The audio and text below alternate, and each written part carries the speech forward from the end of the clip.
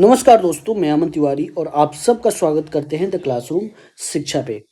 आज की क्लास में हम लोग जो इकोनॉमिक्स में इम्पोर्टेंट स्कूल ऑफ थॉट्स है या बोले प्रमुख विचारधाराएं हैं, इनको आज हम डिस्कस करेंगे। हालांकि इनसे कोई डायरेक्ट ऐसा क्वेश्चन नहीं आता है कि हाँ डायरेक्ट ये विचारधारा कौन सा है, इसमें क्या होता है, ऐसा क्वेश्चन नहीं आता है।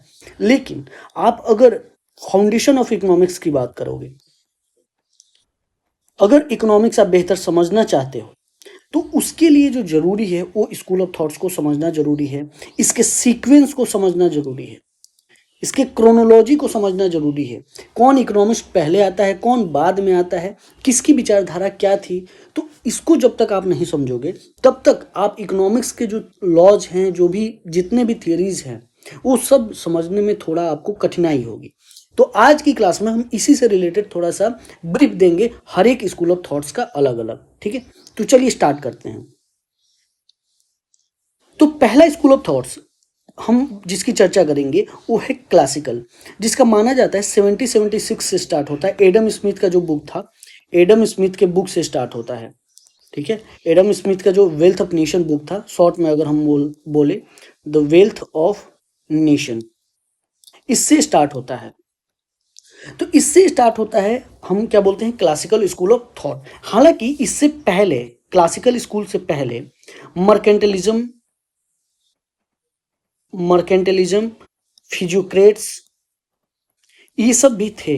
लेकिन मर्केंटलिज्म फिजियोक्रेट से ऐसा कोई इंपॉर्टेंट जो भी थियरीज हैं वो आया है नहीं।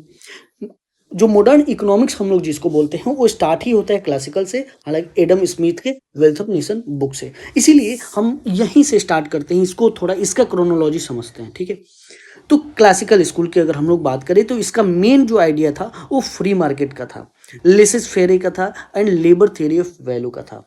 ठीक है, इसमें जो मेन इकोनॉमिस्ट है, हमको मेनली यही जानना है। ठीक है, मेनली यही जानना है कि इसमें जो मेन इकोनॉमिस्ट थे वो एडम स्मिथ थे, थॉमस माल्थस थे, डेविड रिकार्डो, जेम्स मिल, और इन्हीं के फादर जो हैं जेम्स मिल हम लोग जिसको बोलते हैं, वो भी इसी कैटेगरी में आते हैं। अगर एडम स्मिथ की, तो एडम स्मिथ किसको इन्फ्लुएंस किए हैं, माल्थस एंड रिकार्डो को। यानी कि सबसे जो सीनियर है वो एडम स्मिथ है, उसके बाद माल्थस, रिकार्डो इन्फ्लुएंस किए हैं जेम्स मिल को। ठीक है, चूंकि रिकार्डो के साथ ही जेम्स मिल थे, जेम्स मिल इन्हीं के साथ थे, तो जेम्स मिल रिकार्डो से इन्फ्लुएंस हुए हैं, और रिकार्डो ही इन्फ्लुएंस किए हैं कार्ल मार्क्स। कार्ल मार्क्स का थियरी जो है कैपिटलिज्म के खिलाफ है, लेकिन उसको एक कैपिटलिस्ट इकोनॉमिस्ट ही इन्फ्लुएंस किया है। उसके बाद ही कार्ल मार्क्स अपने एक थियरी देते हैं दास कैपिटल में। ठीक है, तो ये रहा पहला school of thought, classical school. ठीक है, फिर आता है दूसरा मार्क्सियन स्कूल। ठीक है, मार्क्सियन वही कार्ल मार्क्स के द्वारा स्टार्ट होता है। इसमें आइडिया जो इसका है सरप्लस वैल्यू पे है,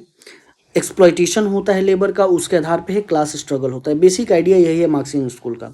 इसमें जो मेन इकोनॉमिस्ट आते हैं वो है कार्ल मार्क्स और फ्रेडरिक एंगल्स। ठीक, हम जब बात करते हैं कार्ल मार्क्स की, तो कार्ल मार्क्स डेविड रिकार्डो का जो लेबर वैल्यू थियरी है, इससे काफ़ी इन्फ्लुएंस हुए थे, और इसी से इन्फ्लुएंस होके वो अपना थियरी देते हैं दास कैपिटल में। ठीक है, और कार्ल मार्क्स के बाद लेनिन, रोजा लग्जमबर्ग और बाकी के जितने भी मॉडर्न मार्क्सिस्ट हैं, वो सभी कार्ल मार्क्स के थियरी को कहीं ना कहीं अपनाते हुए आगे की ओर बढ़ते हैं, कम्युनिज्म की ओर। ठीक है, तो ये रहा दो, क्लासिकल एंड मार्क्सियन स्कूल। अब हम अगर नेक्स्ट हम लोग बात करें, तो अब क्लासिकल के बाद जो सबसे इंपॉर्टेंट क्लास आता है वो मार्जिनलिस्ट बोलते हैं, या उसको बोल लीजिए नियो क्लासिकल रिवोल्यूशन भी बोलते हैं, जो 1817 से माना जाता है स्टार्ट।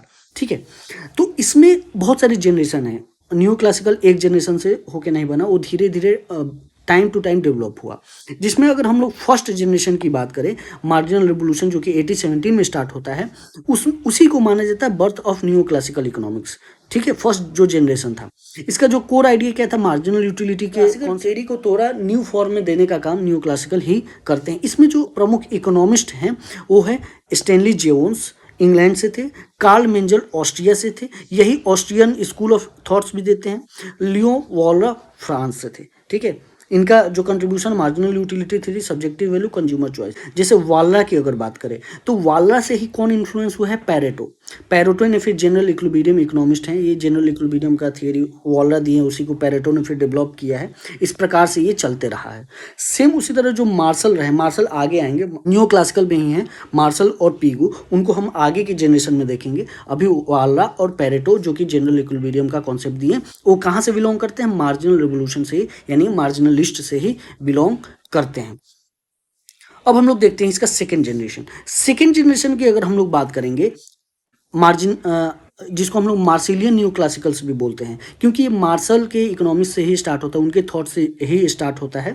तो इसमें क्या होता है, इसमें जो प्रमुख इकोनॉमिस्ट हैं वो अल्फ्रेड मार्शल, एजवर्थ, जेबी क्लार्क, इरविंग फिशर, ये माने जाते हैं जो कि second generation of new classical thought या मार्जिनलिस्ट थॉट माने जाते हैं। इन्होंने ही डिमांड एंड सप्लाई एनालिसिस को मतलब ऑन बुक लाया था, ज़्यादा यूज में लाया था, प्रचलित किया था। इलास्टिसिटी ऑफ डिमांड का कॉन्सेप्ट दिए थे, कंज्यूमर सरप्लस का कॉन्सेप्ट दिए थे, पार्शियल इक्विलिब्रियम का कॉन्सेप्ट दिए थे। इससे पहले हम लोग देखें वालरा जो थे, जो कि फर्स्ट जनरेशन थे, उन्होंने जनरल इक्विलिब्रियम का कॉन्सेप्ट दे दिया था। लेकिन इसके बाद मार्शल आते हैं तो किस कॉन्सेप्ट के साथ आते हैं? पार्शियल इक्विलिब्रियम का कॉन्सेप्ट लेके आते हैं। फिर मार्जिनल प्रोडक्टिविटी थियरी, डिस्ट्रीब्यूशन में जो मार्जिनल प्रोडक्टिविटी थियरी है, उसके भी जो ओरिजिनेशन है यहीं से स्टार्ट होता है। तो ये रहा second generation of new classicals. इसके बाद अगर बात करें तो थर्ड जनरेशन आता है, ठीक है। थर्ड जनरेशन में welfare and mathematical new classical के नाम से भी हम लोग जानते हैं, जो 1920 से 1940 के बीच में चला था। इसमें जो प्रमुख इकोनॉमिस्ट हैं वो पीगू हैं, पैरेटो है, नट विक्सेल है, ठीक है। ये इकोनॉमिस्ट माने जाते हैं third generation of new classicals. Pigou welfare economist के रूप में जाने जाते हैं, और पैरेटो इफिशियंसी, पैरेटो ऑप्टिमालिटी आप जानते हैं, इफिशियंसी कॉन्सेप्ट से पैरेटो जानते हैं। इसीलिए इनका कंट्रीब्यूशन वेलफेयर इकोनॉमिक्स में माना जाता है, एक्सटर्नलिटीज में माना जाता है। पैरेटो ऑप्टिमम दिए हैं, सोशल ऑप्टिमम, इसमें इस जनरेशन का कॉन्सेप्ट काफ़ी बेहतर है। अब हम लोग इसके बाद अगर फोर्थ जनरेशन की बात करें तो फोर्थ जनरेशन में न्यू वालरशियन भी बोलते हैं, जिसको मॉडर्न माइक्रो बोलते हैं, ठीक है। ये पोस्ट वर्ल्ड वार सेकेंड मतलब 1945 के बाद ये डेवलप होता है। तो इसमें जो प्रमुख इकोनॉमिस्ट हैं पॉल सैमुअल्सन हैं, जे.आर. हिक्स हैं, केनेथ एरो हैं, गेरार्ड डेब्रू हैं। ये सभी economist fourth generation of new classical से बिलोंग करते हैं, और इनका जो प्रमुख कंट्रीब्यूशन था मैथमेटिकल इकोनॉमिक्स से था। आईएसएलएम सिंथेसिस जो कि हिक्स के द्वारा दिया गया है, रिवील्ड प्रेफरेंस जो कि सैमुअल्सन के द्वारा दिया गया है, जनरल इक्विलिब्रियम का जो प्रूफ है वो मैथमेटिकल फॉर्म में एरो और डेब्रू के द्वारा दिया गया है। तो ये fourth generation of new classical इनको माना जाता है। इसके बाद बात करें अगर फिफ्थ जनरेशन की, जिसको अभी कंटेम्पररी न्यू क्लासिकल बोला जाता है, 1917 के बाद से अभी तक जो माने जाते हैं वो हैं मिल्टन फ्रीडमैन आते हैं, इसमें गैरी बेकर आते हैं, रॉबर्ट ल्यूकस जो रेशनल एक्सपेक्टेशन का भी थियरी दिए हैं, यूगेन फार्मा। इनका कंट्रीब्यूशन अगर हम लोग देखें तो रेशनल एक्सपेक्टेशन का थियरी, ह्यूमन कैपिटल का थियरी, इफिशिएंट मार्केट हाइपोथेसिस का theory, new classical micro economics का जो कॉन्सेप्ट आया वो यहीं से आता है, ठीक है। तो कैसे आप लोग ये देख सकते हो ना कि हम लोग कैसे पहले क्लासिकल्स देखें, क्लासिकल्स के बाद आते हैं न्यू क्लासिकल्स, और न्यू क्लासिकल्स में बहुत सारे जनरेशन से मतलब बहुत सारे इकोनॉमिस्ट काम किए न्यू क्लासिकल में, और न्यू क्लासिकल का ही इनहांस्ड वर्जन हम लोग जब देखते हैं तो हम लोग देखते हैं न्यू क्लासिकल्स, ठीक है। न्यू क्लासिकल्स देखते हैं। तो इस तरह का ये पूरा क्रोनोलॉजी रहा अलग अलग स्कूल ऑफ थॉट्स और इससे जुड़े पूरे इकोनॉमिस्ट का, ठीक है। तो ये अभी तक हम लोग इतने स्कूल ऑफ थॉट्स देख लिए। इसके आगे अगर हम बढ़े तो एक स्कूल ऑफ थॉट्स जो बहुत इंपॉर्टेंट होता है और कन्फ्यूजन वाला भी होता है, जिसमें हम लोग बोलते हैं कैम्ब्रिज स्कूल ऑफ थॉट। देखिए कैम्ब्रिज एक तो यूके में है और एक कैम्ब्रिज है मैसेच्यूसेट्स यूएसए में है। इसको हार्वर्ड यूनिवर्सिटी भी बोला जाता है, ठीक है। एमआईटी और हार्वर्ड मिला के ये कैम्ब्रिज में है। ये कैम्ब्रिज एक जगह का नाम है, वहाँ हार्वर्ड यूनिवर्सिटी भी है और Massachusetts institute of technology MIT जिसको बोला जाता है वो भी है। अब अगर बात करें इस कैम्ब्रिज की तो यहाँ जो मेन इकोनॉमिस्ट हैं वो पॉल सैमुअल्सन हैं, रॉबर्ट सोलो हैं, फ्रांको मोडिग्लियानी हैं, जोसेफ स्टिग्लिट्ज हैं, पॉल क्रूगमैन हैं। तो इस वाले कैम्ब्रिज में ये मुख्यतः इकोनॉमिस्ट आते हैं, ठीक है। इन्होंने न्यू किन्सियन दिया था। ये देखिए न्यू किन्सियन है, ये किन्सियन आएगा। किन्सियन अब कहाँ से आता है, जैसे कैम्ब्रिज स्कूल ऑफ थॉट जो यूके है वहीं पे देखिए वहीं के मार्शल हैं। अब मार्शल कहाँ के न्यू क्लासिकल थॉट्स के, न्यू क्लासिकल, और इनके स्टूडेंट एसी पीगू ये भी इसी थॉट से बिलोंग करते हैं, लेकिन इन्हीं के स्टूडेंट हैं किन्स, लेकिन किन्स का अलग एक थॉट चलता है, किन्सियन। ठीक है, किन्सियन अलग थॉट चलता है। और किन्स के ही बहुत सारे स्टूडेंट हैं, जैसे जॉन रॉबिन्सन की बात करें, रिचर्ड कान की बात करें, या निकोलस कार्डर की बात करें, तो ये सारे स्टूडेंट किसके हैं, किन्स के हैं। तो ये किन्सियन इकोनॉमिस्ट को फिर आगे की ओर फॉलो करते हैं। फिर अगर बात करें अमर सेन जो कि इंडियन इकोनॉमिस्ट हैं, तो इंडियन इकोनॉमिस्ट में ये किसके स्टूडेंट है, जॉन रॉबिन्सन के। जॉन रॉबिन्सन के स्टूडेंट है अमर सेन, और अमर सेन ही फिर इंडिया में आगे के इकोनॉमिस्ट को ट्रेन करने का काम करते हैं। तो इस तरह का क्रोनोलॉजी पूरा कैम्ब्रिज स्कूल ऑफ थॉट से चला है। और एक कैम्ब्रिज जो कि यूएसए में है, उसके जो प्रमुख इकोनॉमिस्ट है पॉल सैमुअल्सन, सोलो, मोडिग्लियानी, स्टिग्लिट्ज, क्रूगमैन। ठीक है, अगर हम बात करें सोलो की, तो सोलो के जो गुरुजी थे यानी कि गाइड थे, उनके गाइड का नाम है लियोन्टिफ। लियोन्टिफ आप सुने होंगे, तो लियोन्टिफ इनके गाइड, रोबोट सोलो के गाइड है लियोन्टिफ। अब अगर बात करें किन्सियन स्कूल ऑफ थॉट जो कि 1936 के ऑनवर्ड है, किन्सियन हम लोग ये जान गए कि ये कैम्ब्रिज स्कूल ऑफ थॉट से ही बिलोंग करते हैं, लेकिन इनका थॉट्स थोड़ा अलग है। ठीक है, तो इसमें जो प्रमुख इकोनॉमिस्ट है किन्सियन में, जेम्स किन्स जिसको बोलते हैं, फिर जॉन रॉबिन्सन है इसमें, निकोलस कार्डर है, रिचर्ड कान है, और पॉल सैमुअल्सन है, जिन्होंने न्यू किन्सियन का कॉन्सेप्ट का न्यू रखा था। ठीक है, अब अगर हम बात करें पीगू का, पीगू जो कि कैम्ब्रिज स्कूल ऑफ थॉट से हैं, लेकिन ये इनका थॉट क्या है, न्यू क्लासिकल का है। इन्हीं के सुपरविजन में किन्स ने भी पीएचडी किया था, लेकिन किन्स का थॉट अलग है एकदम। किन्स फिर सुपरवाइज करते हैं रिचर्ड कान को, किन्स सुपरवाइज करते हैं जॉन रॉबिन्सन को भी, और किन्स इन्फ्लुएंस करते हैं पॉल सैमुअल्सन को भी। फिर सैमुअल्सन सुपरवाइज किसको करते हैं, जोसेफ स्टिग्लिट्ज जो कि यूएसए में है। स्टिग्लिट्ज कहाँ है, यूएसए के कैम्ब्रिज में है, तो उसको भी कौन, सैमुअल्सन सुपरवाइज करते हैं। ठीक है, और जॉन रॉबिन्सन किसको सुपरवाइज करते हैं, अमर्त्य सेन। फिर अमर्त्य सेन किसको सुपरवाइज करते हैं, कौशिक बासु जो कि इंडियन इकोनॉमिस्ट हैं। कौशिक बासु फिर मेनी अदर इंडियन इकोनॉमिस्ट को ऐसे ही गाइड करते हैं। तो इस तरह का पूरा क्रोनोलॉजी चलता है। इसको अगर एक बार आप समझ जाओगे तो इकोनॉमिक्स की थ्योरी समझने में आपको बहुत ही आसानी हो जाएगी। ठीक है, तो ये रहा किन्सियन स्कूल ऑफ थॉट। अगर इससे हम आगे बात करें तो एक स्कूल ऑफ थॉट आता है मोनेटरिस्ट स्कूल, और ये कहाँ, इसको एक अदर नेम से अगर बोलेंगे तो इसको बोलते हैं शिकागो स्कूल ऑफ थॉट। ठीक है, कैम्ब्रिज देख लिए, कैम्ब्रिज में दो पार्ट देख लिए, यूएसए एंड यूके, और अब शिकागो स्कूल ऑफ थॉट जिसको हम लोग मोनेटरिस्ट स्कूल ऑफ थॉट भी बोलते हैं।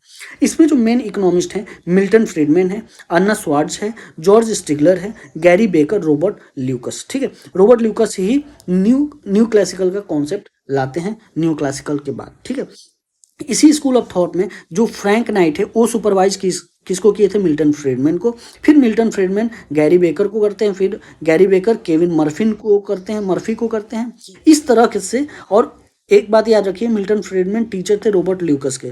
ठीक है, ल्यूका जो है उनके भी टीचर रहे हैं मिल्टन फ्रीडमैन। फिर रॉबर्ट ल्यूका टीचर हैं थॉमस सर्जेंट के। तो इस तरह से ये एक पूरा क्रोनोलॉजी चला शिकागो स्कूल ऑफ थॉट में। ठीक है,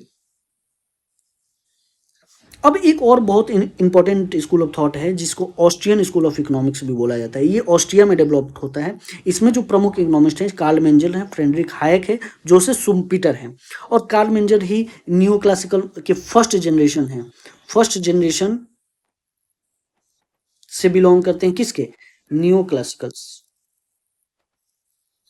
के फर्स्ट जनरेशन से भी बिलोंग करते हैं। एक और स्कूल ऑफ थॉट है German historical school of economics. इसमें जो महत्वपूर्ण इकोनॉमिस्ट हैं, विलियम रोसर, ब्रूनो हिल्डेनब्रांड, वर्नर सोमबार्ट और मैक्स वेबर। और ये जो हिस्टोरिकल स्कूल ऑफ इकोनॉमिक्स है, ये इंडक्टिव मेथड का यूज करता है इकोनॉमिक्स को पढ़ने के लिए। Inductive method to study economics, इसीलिए भी ये स्कूल ऑफ थॉट थोड़ा इंपॉर्टेंट हो जाता है। अब नेक्स्ट अगर बात करें तो इसके बाद आता है न्यू क्लासिकल्स, जिसको हम लोग रेशनल एक्सपेक्टेशन थ्योरी भी बोलते हैं। और ये कौन कौन से इकोनॉमिस्ट लाए थे, न्यू क्लासिकल के बाद आता है। और ये fifth generation of new classical जो है, ऑफ न्यू क्लासिकल्स इसको डेवलप करते हैं। इसमें कौन कौन से, Robert Luca, Thomas sergeant, Edward Prescott, ये सभी इकोनॉमिस्ट न्यू क्लासिकल से जुड़ते हैं। जिसमें हम लोग मिल्टन फ्रीडमैन की बात करें तो कैम्ब्रिज इकोनॉमिस्ट हैं यूएसए में, लेकिन वो ट्रेंड किसको करते हैं, रॉबर्ट ल्यूका को। और रॉबर्ट ल्यूका क्या न्यू क्लासिकल या रेशनल एक्सपेक्टेशन थ्योरी लाते हैं। वहीं जो मिल्टन फ्रीडमैन है वो कहाँ, किस थॉट के हैं, मोनेटरिस्ट थॉट के हैं। ठीक है, इस तरह से आप देखोगे कि एक ही जगह रहने वाले वेरियस इकोनॉमिस्ट के थॉट अलग अलग होते हैं। ठीक है, रॉबर्ट ल्यूका फिर थॉमस सर्जेंट को ट्रेन करते हैं, फिर Thomas sergeant many new modern micro economist आते हैं उनको ट्रेन करते हैं। फिर इसके बाद एक महत्वपूर्ण स्कूल ऑफ थॉट है बिहेवियरल इकोनॉमिक्स। बिहेवियरल इकोनॉमिक्स में क्या होता है, साइकोलॉजी प्लस इकोनॉमिक्स कंबाइन करके पढ़ा जाता है। तो इसमें जो महत्वपूर्ण इकोनॉमिस्ट हैं वो है Herbert Simon, Daniel Kahneman, Amos Tversky, Richard Thaler. Richard Thaler बहुत इंपॉर्टेंट इकोनॉमिस्ट माने जाते हैं और हर्बर्ट साइमन बिहेवियरल इकोनॉमिक्स के क्षेत्र में। तो इस तरीके से ये पूरा स्कूल ऑफ थॉट रहा। हम लोग डिफरेंट स्कूल ऑफ थॉट पढ़े। आप इसको एक बार पुनः मतलब थोड़ा सा रिवाइज करके देख लीजिएगा, आपको एक बेहतर क्रोनोलॉजी समझ में आ जाएगी। इसके बाद हम लोग जो भी इकोनॉमिक्स के थॉट पढ़ेंगे, सॉरी थॉट नहीं पढ़ेंगे, जो भी थ्योरी पढ़ेंगे, उस थ्योरी को बेहतर समझने के लिए इन सभी स्कूल ऑफ थॉट्स को एक बार थ्रू आउट होना बहुत इंपॉर्टेंट हो जाता है। तो आज के लिए बस इतना ही। Thank you and very much. हम लोग नेक्स्ट क्लास में हम डिमांड थियरी के साथ आएंगे, कंज्यूमर थियरी से स्टार्ट करेंगे और उसका पूरा एमसीक्यू लाएंगे। Thank you and